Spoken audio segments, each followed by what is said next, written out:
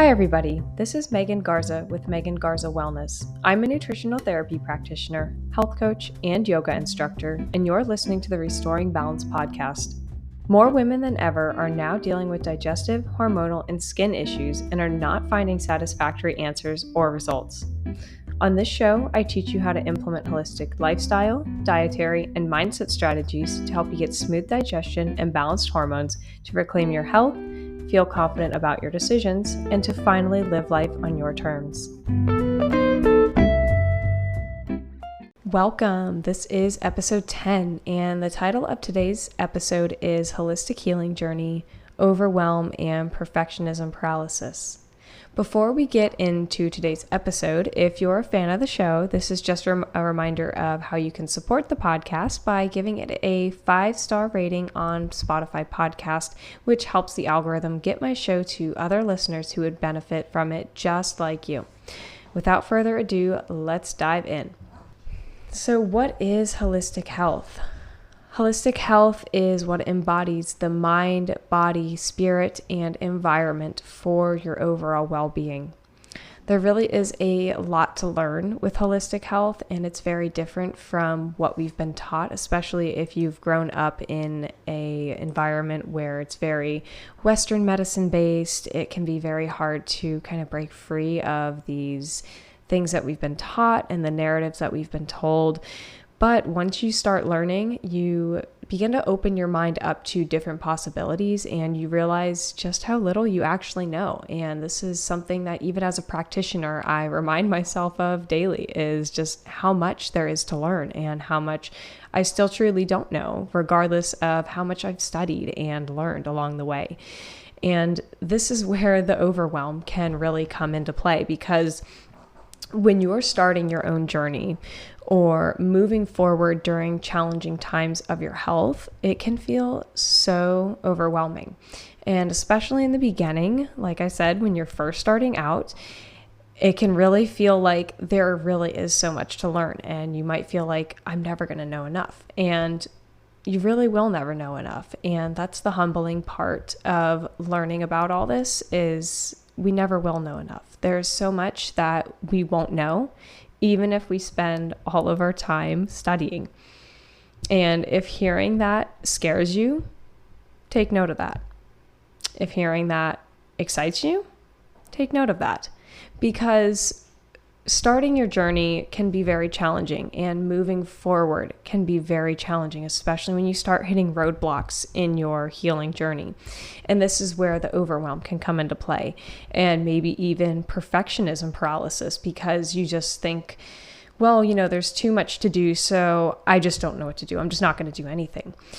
And this is something that a lot of people fall into the trap of, but it doesn't have to be this way, because there are so many little things that you can do that can minimize the overwhelm. So for example, maybe you're focused on your gut health right now, or maybe you're really interested in deep breathing and yoga, or maybe you're working on improving your nutrition. Maybe you're even focused on really deep topics like heavy metals or Lyme disease or mold toxicity, and you realize just how deep the rabbit hole goes. And maybe you even have chronic health conditions that really do require you to dig deep. And that begs the question of, where do you start, or how do you continue without the overwhelm? Maybe you feel like you don't know how to tie it all together and have it fit into your lifestyle and your life that's already so busy. And it feels like there are so many things that you have to do to be healthy. You hear about all these things that can improve your health, and you're only going to be healthy if you do this or if you do that. And while there are a lot of hacks that you can do to help your body be healthy and for it to heal itself, we don't have to do it all. So you hear in the media, and especially on social media, there's so many people just trying to sell us stuff and to sell us products that we don't necessarily need at the moment. So we're told to do things like massage therapy, or to invest into red light therapy, or buy some EMF blocking technology, or maybe even look into detoxing heavy metals or mold toxicity. Maybe you're really focused on perfecting your sleep hygiene and that's really worrying you. We're told to avoid plastic, don't ever eat any toxins, avoid all toxins, don't ever eat processed food, avoid all pesticides, or maybe you're wondering if you should avoid oxalates or grains or nightshades or gluten or dairy. And by the time you're done reading all of this, you feel like your head is spinning.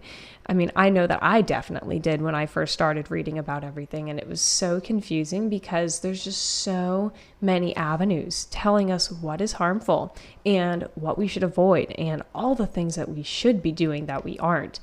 And unfortunately, this just adds so much psychological stress to us, and this psychological stress is going to lead to poor health outcomes.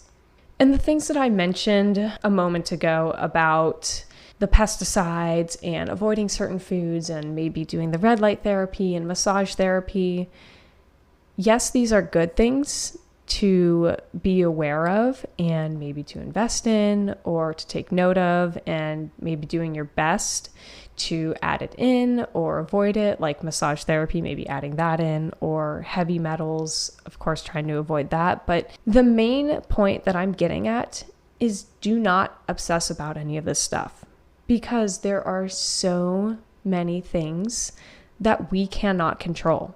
And stressing about all of this is just going to make you sick.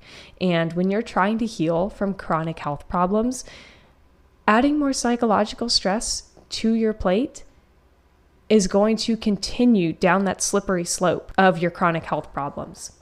You can't control what you can't control, and you can control what you can control. Let me say that again. You can't control what you can't control, and you can control what you can control.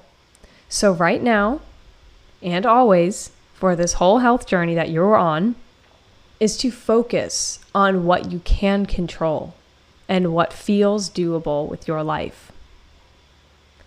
And with that being said, there really are people who truly need aggressive protocols for gastrointestinal infections or chronic Lyme disease or chronic mold, or maybe someone's dealing with heavy metal toxicity or parasite and yeast overgrowth.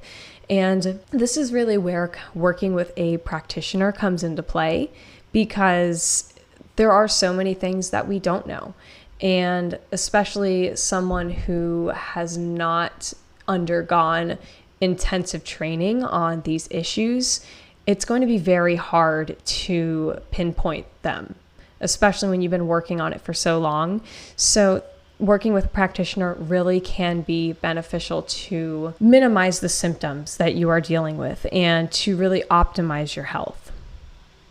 However, most of these diagnoses and conditions are symptoms of a much larger issue.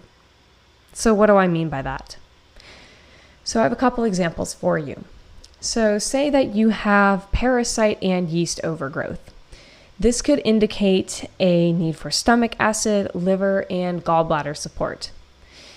Simply killing off the parasites with herbs and supplements is not addressing what is causing the parasite or yeast overgrowth in the first place. So this is why if you've ever done a parasite cleanse or a candida cleanse, you will notice that you feel really good at first and then you don't. This is partly because the die-off burdens the liver and it can exacerbate health problems. And if you are constantly having parasite overgrowth, maybe you are missing something. It is a high likelihood that you are missing something. So maybe you're not having enough stomach acid production, and your stomach acid production is low enough to the point where the parasites keep coming back. Maybe your liver isn't healthy enough, or your gallbladder isn't healthy enough and you're dealing with constipation. So these symptoms, like parasites, are symptoms of a much larger issue, is what I'm getting at. Another example could be someone who is dealing with detoxing someone who's detoxing mold or heavy metals. So This definitely indicates that there's something deeper going on, which is why you can't properly detox them. Because I've seen this in a lot of people who are detoxing or attempting to detox heavy metals, shall I say, and it's not working. They are not getting better. Their heavy metals are staying the same, or even the heavy metals are being quote unquote detoxed, but they are actually just moving to other parts of the body, like the kidneys or the brain. And this is why detox can be extremely disastrous and really make your body feel worse. So aggressive protocols really do require supporting the foundations and making sure that your detox pathways are supported and making sure that your body has the proper nutrients to complete this detox. So your detox pathways include your kidneys, your skin, your liver, your lungs, and your colon. So when I talk about the foundations, what are the foundations of health? The foundations are nutrition, digestion, blood sugar regulation, fatty acids, hydration, minerals, and nervous system work. And one could even argue that sleep, stress, and movement are also part of the foundations, but for the sake of time and for this topic, I'm not going to include that because it is a very lengthy topic. And to avoid overwhelm, focus on the foundations of health because it can be so overwhelming. Like I talked about just a moment ago about buying this product and worrying about if you have this thing, if you have an EMF blocker, if you have red light therapy. So a lot of times when we're beginning our journey or when we are stuck somewhere, it really all goes back to focusing on the foundations and just keeping it simple. So first off, nutrition and fatty acids. Ideally, you want to focus on nutrient-dense whole foods from grass-fed sources, pastured sources, and organic sources. That's really it. There is really no need to overcomplicate it. You don't need to drink gallons of green juice. You don't need to eat tons of fiber if it's bothering you. And you don't even need to go plant-based. In fact, I really don't recommend eating plant-based long-term for a variety of reasons that I will not get into on this episode because it is very lengthy. Now, in terms of fatty acids, so you definitely want to be eating healthy fats every single day because your body needs fat in order to survive, in order to perform optimally. So the different types of fats that are most common in the foods that we eat are monounsaturated fats, saturated fats, and polyunsaturated fats.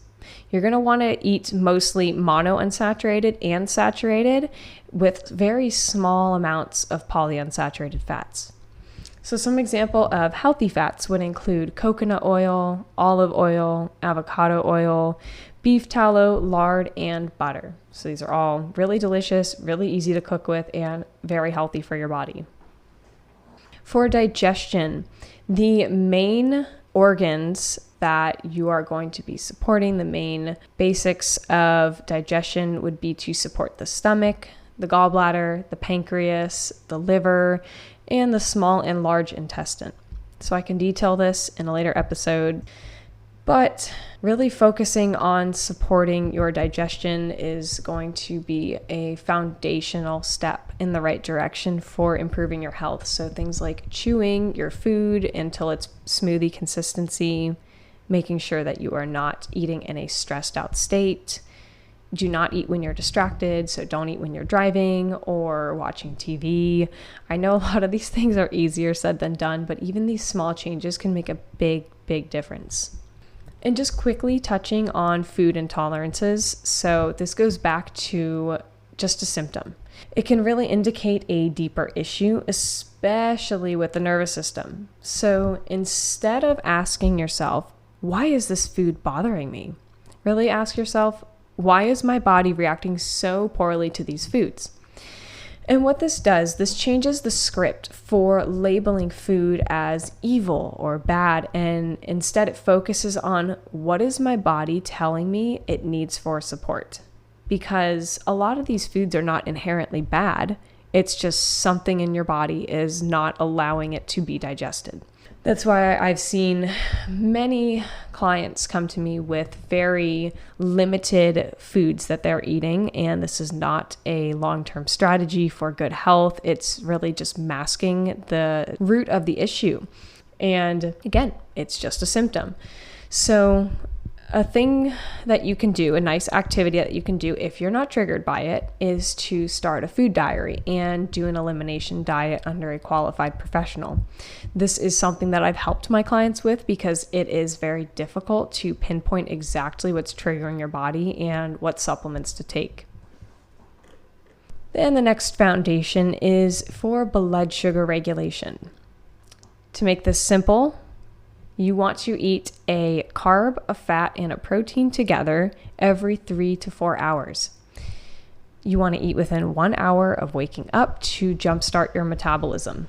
And as far as protein is concerned, you typically want to eat 20 to 30 grams of protein with every meal, with 3 to 5 meals per day. So a meta-analysis and meta-regression study published by the British Journal of Sports Medicine found that increased protein consumption impacts muscle mass at around 1.62 grams per kilogram of body weight per day. If you weigh 120 pounds, that means that you would need to eat around 88 grams of protein per day for optimal health. So protein is a largely overlooked component of health. It is a macro that really is not consumed as frequently or in the right amount that it should be. So definitely get your protein in. It'll help with your blood sugar regulation in so many ways. Next, on to hydration and minerals. So most people are super dehydrated due to caffeine and sugary drink consumption. And that's because these substances, these drinks, acts as diuretics, which basically means that it's going to make you pee. So make sure that you're drinking plenty of water that your body can utilize. And what I mean by making sure that your body can utilize this, if your fluid that you're drinking does not have minerals and electrolytes, it'll just go right through you. So adding electrolyte powder, sea salt, maple syrup for potassium, coconut water and aloe vera juice also have potassium, or even trace mineral drops can ensure that your cells are uptaking the water, so that way you are staying hydrated at a cellular level.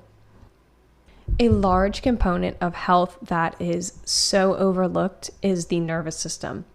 So the autonomic nervous system has two branches, and that is the sympathetic nervous system and the parasympathetic nervous system.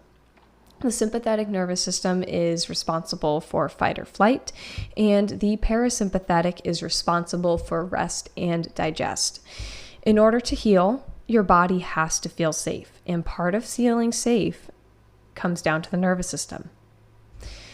So a study done on Lyme disease and vagus nerve stimulation published by the Columbia University Irving Medical Center found that participants with post-treatment Lyme disease syndrome that have residual symptoms with functional impairment benefited from transcutaneous auricular vagus nerve stimulation, which delivers electrical stimulation to the auricular branch of the vagus nerve. That means that it is a device that looks like an earbud, and it is required by professionals to administer this, and it delivers an electrical stimulation to your vagus nerve.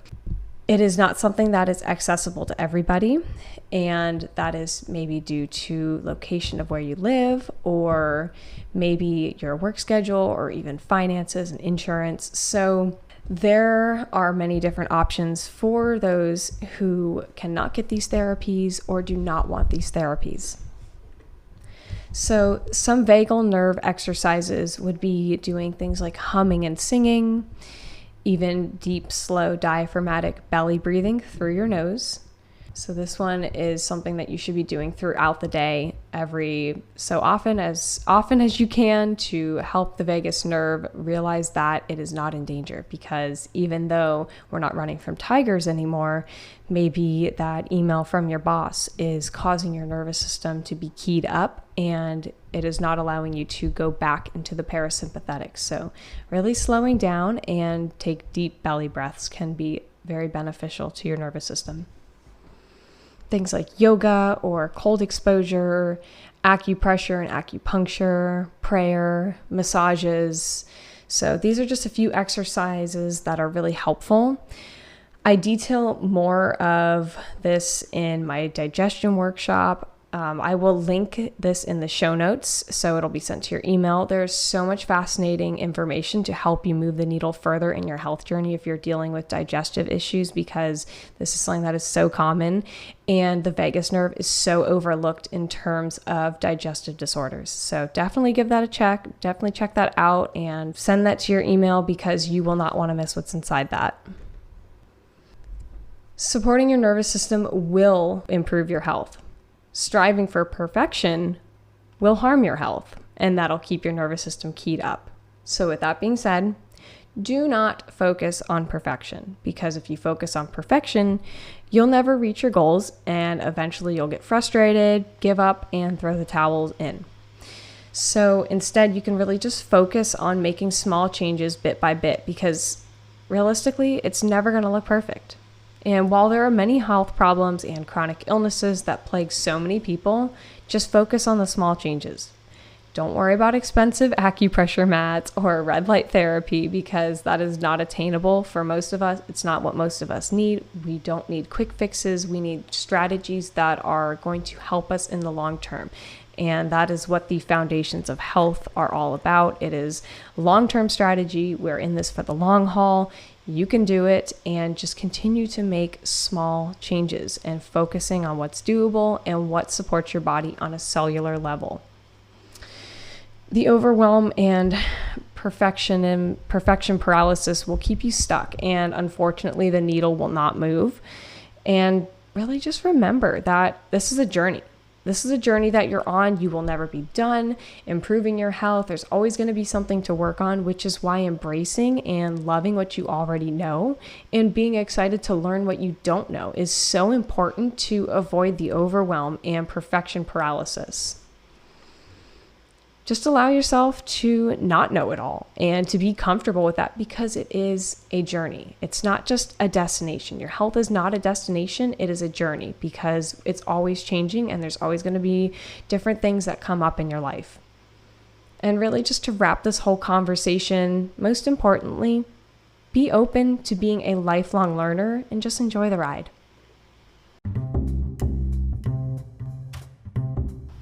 Well, that's all the time that we have for today. Thank you so much for tuning into this week's episode. Today we covered the impact that overwhelm can have on your holistic health journey, the foundations to focus on for cellular health, and being okay with not knowing everything. You can expect new episodes every Wednesday at 12 p.m. Just a quick reminder again of how you can support the podcast and also stay in the loop.